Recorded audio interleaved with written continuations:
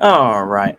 I think I said before in a stream that I was going to read quotes from the book, but then I decided I'm just too lazy for that. So I'm just going to give a brief review of The Long Descent by John Michael Greer and kind of go from there.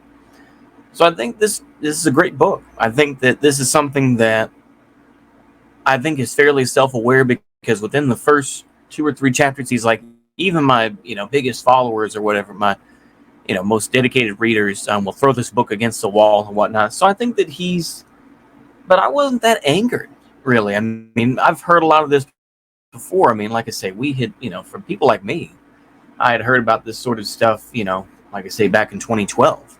Of course, this book was written in 2008, so there's probably a difference there. But like I say, I've been broken by that a long time ago. So, yeah, different times, and everything else. Like I say, this book is somewhat dated.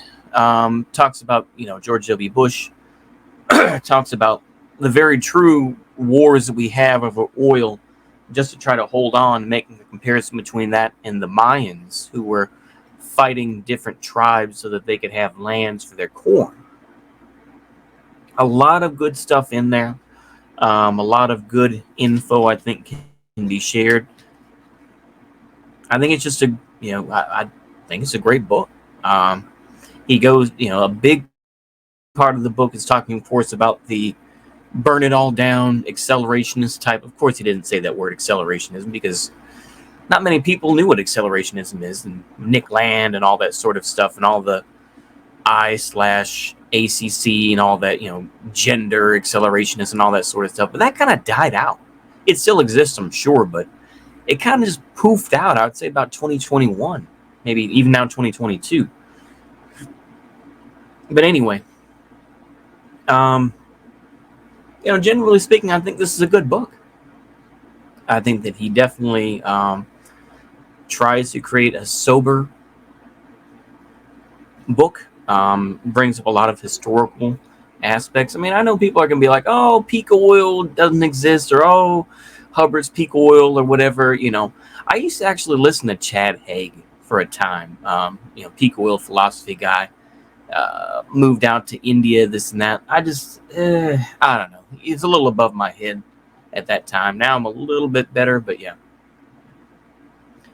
I think he gives good examples of what could happen, and the more realistic attitudes. I think personally, for me, I'm going to read Dark Age America and see where that takes me.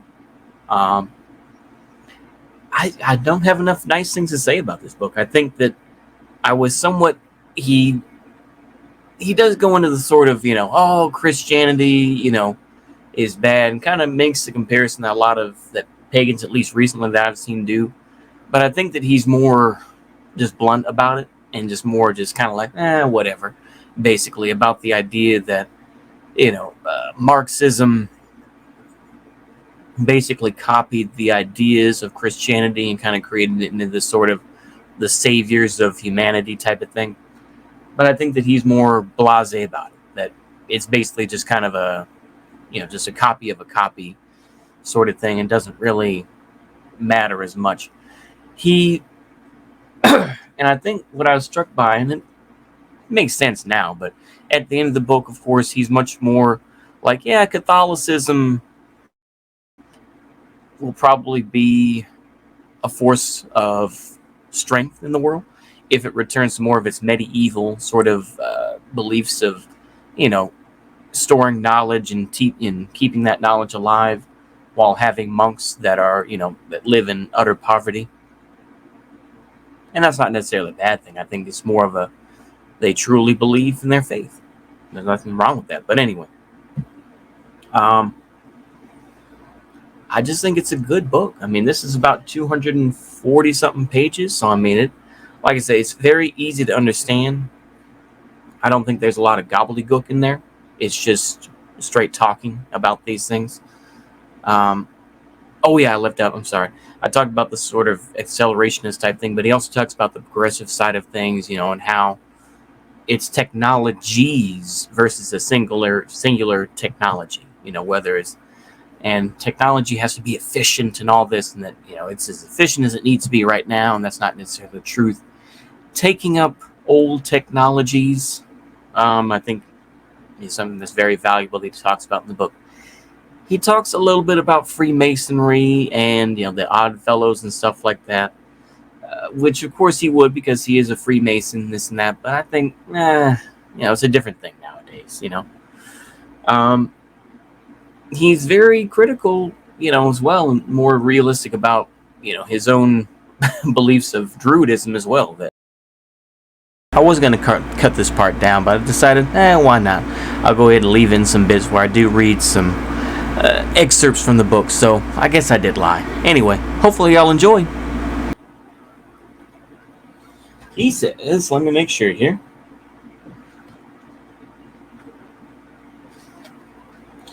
He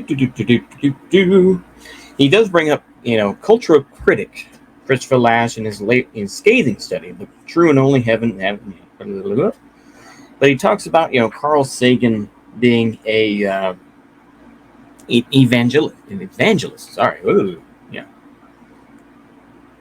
Let's see here. But yeah, while the religion of progress is a relatively new thing, the predicament of faith that fails to make good on its promises is not. And he does talk about something, he does kind of dab on paganism here at the end, where he's like, Augustine's response launched shockwaves in the Western zeitgeist in the place of Pax Deorum, the Roman pagan concept of a pact between humanity and divinity that guaranteed the blessing of the gods on human society. Augustine argued that it was a fatal mistake to conflate the world of social life in historical time with the world of spiritual truth in eternity.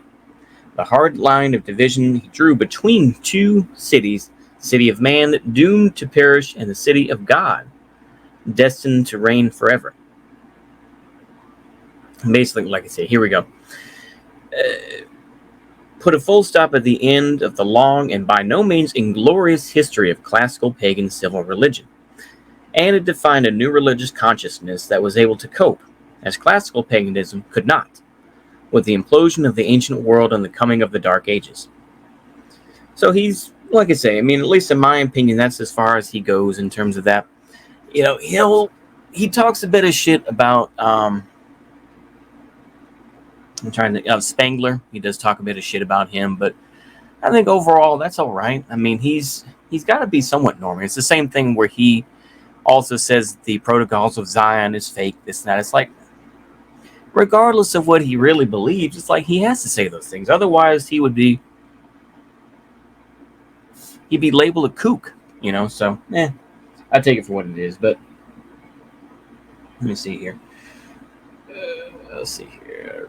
Specifically, of course, Catholic Christianity was a wellspring of humanity's better possibilities. Let's see here.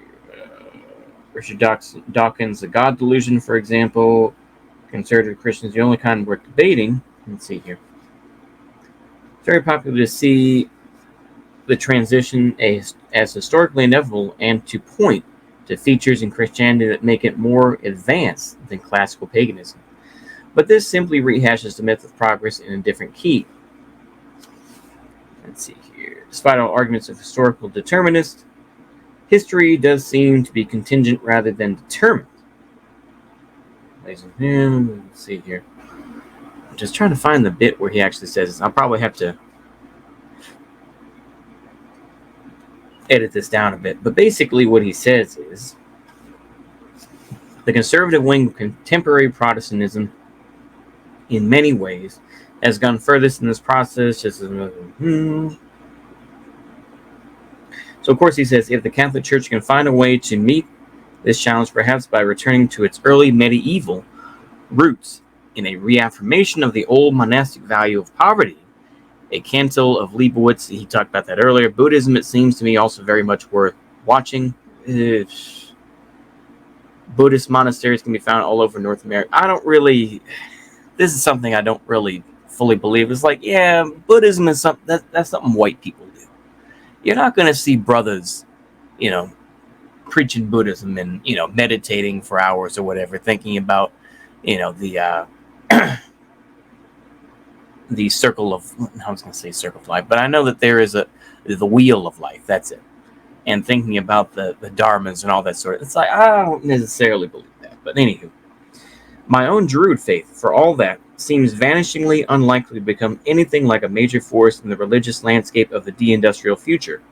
Both in the 18th century, out of a three-way pileup between mystical Anglicanism, fragmentary Celtic traditions, and the first stirrings of what we now call environmental awareness, the modern Druid movement is distinguished more by its tolerance of diversity and a wry sense of humor than any sort of missionary fervor or mass appeal. Many contemporary Druids are aware of peak oil and the other dimensions of the predicament of industrial society, and they are taking action to respond to it.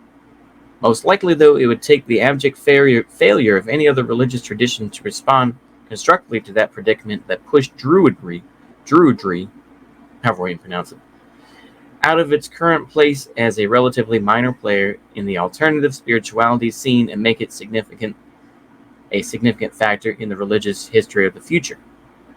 So, like I say, he's a little bit more honest about it, where it's just like, yeah, Druids probably aren't going to come back, and we can talk shit, about Christianity, but realistically, you know what I mean. So, like I say, overall, it's a good book. I think that purposely left holes in it. I think that scrapping will be very important, and reusing of materials. I think that welding will become a very valuable skill, I think, and learning how to fix holes in roofs and whatnot. I don't think that you're going to completely give up on houses and whatnot. This is something the History Channel did for a while. The History Channel did like, what would happen if we weren't here, and seeing the destruction of society, whatever. It's just like, it's very, like I say, it does have somewhat religious overtones, kind of like the rapture sort of thing. But yeah.